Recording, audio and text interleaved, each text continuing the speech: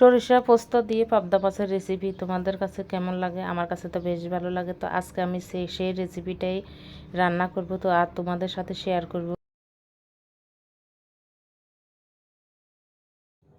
এখানে পোস্ত আছে, কাজু বাদাম, কাঠবাদাম, চালমগজ সব কিছু বেটে নেব।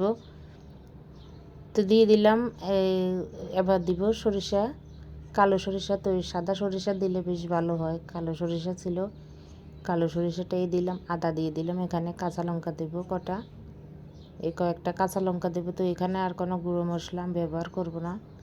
একটু জল দিয়ে বেটে নেব, হালকা হালকা জল দিলাম। এখন বেটে নেব। তো যাদের বাড়তে অসুবিধা তারা ব্লেন্ডারও করে নিতে পারে, সমস্যা নাই। তো আমি ব্লেন্ডার না করে বেটে নিলাম। তো বাটা শেষ, এখন তুলে নিতেছি। তো একদম মিক্স করে বেটে নিলাম। বাটাটা যাতে ভালো হবে, রান্নাটা তোমার তত সুন্দর হবে। তো একদম মিক্স করে বেটে নিতে হবে। তো এই যে পাটা পরিষ্কার করে ভালো করে আমি তুলে নেব সব কিছু।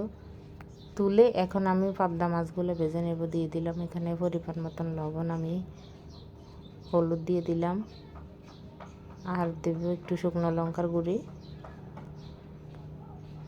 তো ব্যাস একটু সরিষার তেল দিয়ে মেখে নেব। তো পাবদা মাছ এই ফুটে তেলে ভাজতে, এটা তো সবাই তোমরা জানো, বোয়াল মাছ, পাবদা মাছ তেলে দিলে একটু ছিটকায়। তো একটু তেলটা দিলে ছিটকানোটা কম হয়। আমার তো ভীষণ ভয় করে পাবদা মাছ ভাজতে গেলে।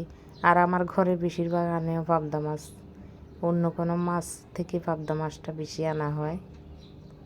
তো এই আর কি অবস্থা, আমার বিরক্তিকর লাগে প্রতিদিন রান্না করতে আসলে, পাবদা মাছ ভাজতে গেলে বিরক্তিকর। আমার হাত টাতের অবস্থা খারাপ হয়ে যায় মাঝে মাঝে, তেল ছিটকে পড়ে যে। তো সরিষার তেল দিলাম, তোমাদের সাথে কথা বলতে বলতে পাবদা মাছ সবগুলো মেখে রেখে দিলাম। এখন ভেজে নেব, কিন্তু করতে কোনো ঝামেলা নাই। পাবদা মাছ কোনো এই ঝামেলা ছাড়াই কুটা যায়, যে কোনো মুহূর্তে কেটে রান্না করা যায় পাবদা মাছ। তো কিন্তু ভাজতে আর একটু কষ্ট, কিন্তু কাটতে বেশি কষ্ট না।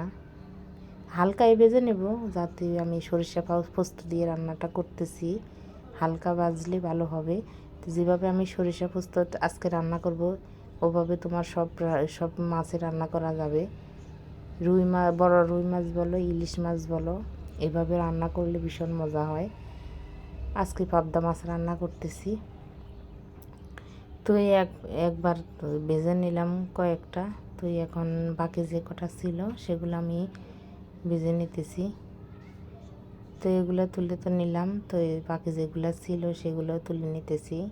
তো তোমরা তো জানো, যারা আমার কালকে ভিডিও দেখলা, আমি বললাম মেলাতে গেলাম। তো মেলাতে আমি একটা পাতিল নিলাম, একটা প্লেট আর একটা বাটি নিলাম। দুঃখের বিষয় আমার পাতিলটা ফেটেই গেল। মানে এত খারাপ লাগলো আমার। এত শখ করে মাটির জিনিস আমার ভালো লাগে, এত শখ করে নিলাম, কিন্তু পাতিলটাই আমার ভালো পড়েনি। তো এখন এই যে একটু হলুদ, লবণ আর এই সামান্য জল দিয়ে মিশিয়ে নিতেছি সরিষাটা। এখানে তো তোমরা জানো সব কিছুই একসঙ্গে আছে বাটা, কাঁচা লঙ্কা, কাজু বাদাম, কাঠবাদাম, চালমগজ, পোস্ত। এখন এই সামান্য তেল দিয়ে, আগে কড়াইতে তেল ছিল তো আরেকটু দিয়ে দিলাম, দিয়ে এখানে কালো জিরা ফোড়ন দিয়ে বস এখন বাটা মশলাটা দিয়ে দিলাম, আর 3টা কাঁচা লঙ্কা দিলাম। পরিমাণ মতন একটু চিনি দিয়ে দিলাম। লবণ তো দিলামই আগে, যখন আমি এই জল দিয়ে ব্যাটারটা মিশানো হলো, মানে মিশিয়ে নিলাম, তখন আমি লবণ দিলাম। তো এখন একটু জল দিয়ে খানিক এই বলক আসলে আমি পাবদা মাছগুলো সব দিয়ে দেবো। একটু ঢাকনা দিয়ে দিলাম,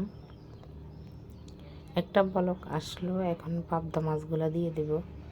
তো মনে হচ্ছে না এই যে তেল কম, না, তেল একদমই কম দিই নেই, একদম তেল ঠিকভাবে আছে। কাঁচা একটু তেল দেবো, সেজন্য পরিমাণ মতনে আগে তেল দিয়ে দিলাম, আর পরে একটু কাঁচা তেল দিয়ে দেব। তো একটু এখন কাঁচা তেল দিয়ে দিলাম, এই যে সরিষার তেল, হ্যাঁ সরিষার তেল যে কোনো তরকারি, ইলিশ পোস্ত বলো, পাবদা পোস্ত বলো, একটু সরিষার তেল দেওয়াই লাগে, না হলে ভালো লাগবে না।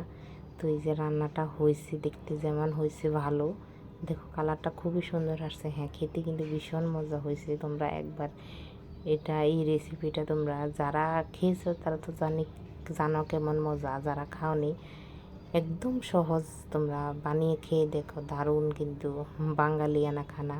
এই যে মাটির প্লেটে আজকে খাবো। শসার লেবু নিয়ে নিলাম। আর এখানে আমি আজকে রান্না করলাম বুটের ডালের ডালনা, সজনে ডাঁটা টমেটো দিয়ে টক, আর পাবদা মাছ, সেটা তো তোমাদের সাথে শেয়ারই করলাম। তো এই যে আজকে রান্না বান্না এইটাই। আজকে আমার ভিডিওটি তোমাদের কাছে কেমন লাগলো অবশ্যই জানাবে। ভালো লাগলে একটু লাইক দিবে, শেয়ার করবে। টাটা।